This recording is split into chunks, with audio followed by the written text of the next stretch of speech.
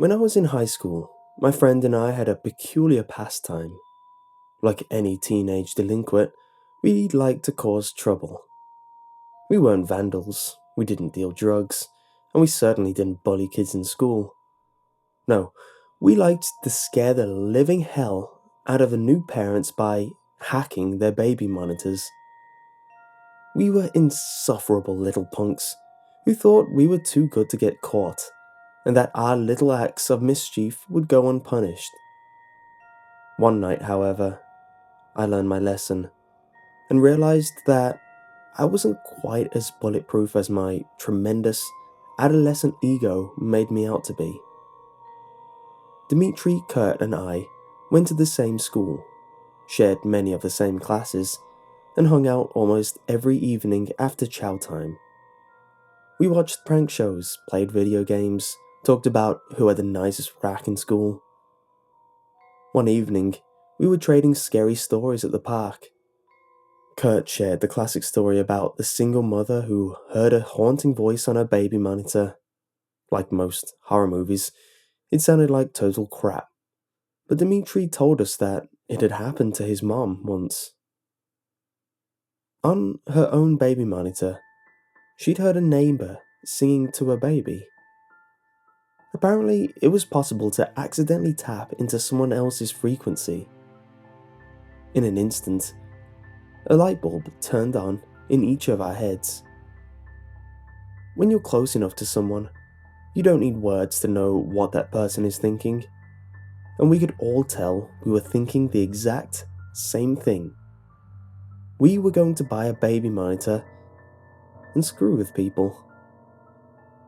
Pardon the pun, but hacking a baby monitor is child's play. All you need to do is find a device on the same frequency as yours. Never want to do things half-assed, I purchased a high-end monitor with a frequency dial so we could prank as many targets as possible.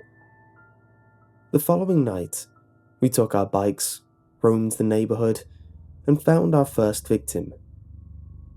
We could see the nursery from the suburban home's second-floor window. Dimitri grabbed to the baby monitor and began tuning it to different frequencies until we heard breathing. I remember feeling excited as our plan finally came to fruition. Dimitri pressed the button and began exhaling heavily into the receiver. "Your little girl was delicious," he murmured, using a demonic voice.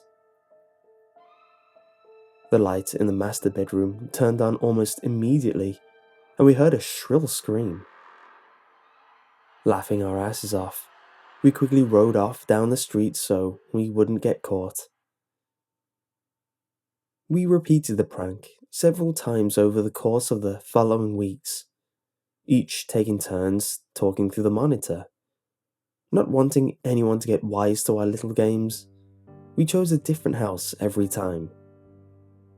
People's reactions were priceless. Some mothers would reply in a panic, others seemed to know it was a hoax and told us to shut up, and one poor woman even started sobbing uncontrollably, begging us not to hurt her baby. I feel bad about the last one now that I'm older, but it was hilarious to me back then. My friends and I mimicked her high-pitched bawling and desperate cries for mercy for weeks afterwards. Yeah, we were royal dicks. Karma sucks, and I got what was coming to me one night. Kurt and Dimitri were busy studying for their midterms, so I went out on my own. By then, we'd gotten pretty much everyone in the surrounding neighborhood, so I decided to venture off across town and into unfamiliar territory. Finding a target wasn't difficult. You just had to look for cars with baby seats, houses with overly colourful cartoon-themed curtains, or toys left in the yard. I came across a house that fit all three criteria, and parked my bike out of view. Playing with the tuner, I eventually found the right frequency.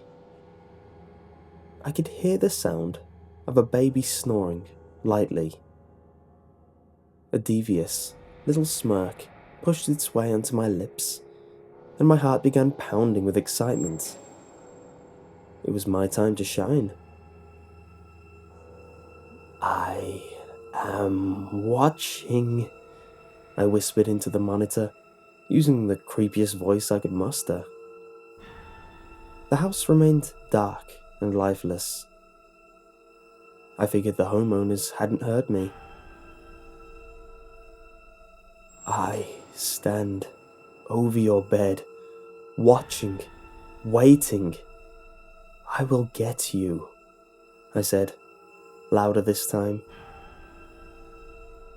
Nothing, just the sound of crickets chirping and the occasional dull roar of a car driving down the street. It was a little odd. Parents usually reacted much quicker than that. I began feeling a little nervous and somewhat exposed. You know, like when you suddenly realize some creeper's gawking at you. It was getting late and I had a long bike ride home. Just as I was about to give up and leave, I heard a strange, moist gurgling sound coming from the monitor. The quiet, rhythmic snores ceased, and I assumed the baby had woken up and was about to start crying. Instead, a man spoke to me. "You're the one being watched now, Juan," he said softly. My stomach pirouetted at his words. How did he know my name? I felt sick. Something was very wrong, and I could feel it in my bones. I glanced up at the nursery window and saw a silhouette standing there, watching me. Had he been there the whole time? The air was thick and difficult to inhale, though perhaps fear was making it hard to breathe. My body quivered uncontrollably as a sense of dread poured into every inch of me. I climbed on my bike, pedaling desperately to get away. Part of me thought I was overreacting, but the overwhelming need to flee overpowered my rational mind. "You can't run. I know where you live, Juan," continued the man as I turned the corner. I flew down the street, not stopping until I reached a busy boulevard. Surrounded by cars and a few late-night joggers, I felt safe. "Your hoodie will run red with your blood, boy," whispered the man, still talking through the baby monitor in my pocket. A passerby gave me a nasty look as I yelped loudly in fear, practically ripping my hoodie in a frantic attempt to remove it. To the stranger, I must have looked like some snotty kid tripping balls or something. He didn't know I was in genuine distress, so I don't blame him for walking off with an insulted huff, though I wish he had offered to help me instead. After stuffing the hoodie into my backpack, I noticed my name scrawled on my back. It was my school jacket. No wonder that asshole knew my name. It then occurred to me that baby monitors were fairly short-ranged, so I was obviously being followed. I nervously glanced around to try and identify my stalker. Was it the empty-looking van down the street? That guy walking his dog? The car that had just driven past? Either way, the last thing I wanted was to hear that voice again. So I turned off the device and started pedaling towards my home. Fear had heightened my senses, and I began to notice every motion of the trees in the breeze, every crackle of twigs under my wheels, and every car that zipped past me. I flinched whenever anyone came near, paranoid that whoever had spoken to me through the baby monitor was going to catch up. Fortunately, I made home without incident. I parked the bike in my garage and crawled up the stairs to my bedroom. In one careless motion, I tossed my backpack and the baby monitor in the corner of my room. I dove under my sheets like an Olympic swimmer. It doesn't matter how old you are. Nothing feels safer than being under your blanket. I closed my eyes, hoping I'd be able to calm down enough to catch a few hours of rest before class. But then I heard static coming from the monitor across the room. The monitor that was supposed to be off. "Sweet dreams, Juan," said the voice that still haunts my nightmares. I didn't sleep a wink that night. I was too frightened to get out of bed until sunrise. When I got up, my first order of business was to remove the battery from the monitor and throw it in the trash. I didn't want anything to do with it anymore. I came up with an excuse to give my buddies so they wouldn't think I was a huge pussy. With massive bags under my eyes, I got dressed, had breakfast, and went to school. It wasn't until a few days later that I saw the house on the news. In an interview, a police officer explained that the small family who had been living in the house had been found in their beds. I had been outside when it happened. The killer had heard me on the baby monitor and decided to mess with me. It was definitely a wake-up call, and I thanked my lucky stars that I hadn't gotten killed. I was too busy feeling thankful that I survived to feel bad about the family that hadn't.